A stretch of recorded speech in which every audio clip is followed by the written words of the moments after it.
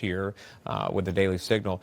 I was looking at some of the numbers from CBP that were released, I believe, earlier, and in June it was yet another month on record for 0 parole releases. That's back to back. I mean, that's huge. And then also the lowest encounters again in June for this Trump administration. So clearly this border is secure, more secure than it has been in a long time. But these cartels are finding ways around it to get the narcotics into this country. Yeah, they really mean business. And they're using techniques that we've seen on battlefields around the world. In Ukraine, it's quite remarkable. These cartels, they're not just low-level criminal organizations. They're really paramilitary groups. If you've seen videos, they look like military-style organizations and, of course, have had deep inroads into the United States, in large part because, unfortunately, over the last 4 years, millions of people have come illegally into the United States. The Trump administration is being very aggressive, not just at securing the border, but making sure that deportations take place and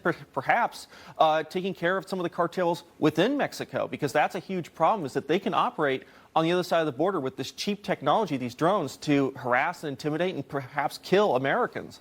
Yeah.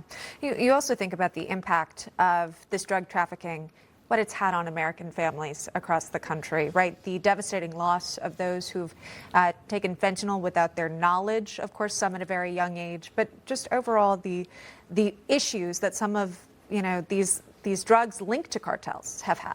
It's really infuriating how many lives have been destroyed by this. And because those cartels have had so many inroads into the United States, they now have interests here in America, and they're going to act on these things. They're going to destroy lives. They're going to kill people, target them.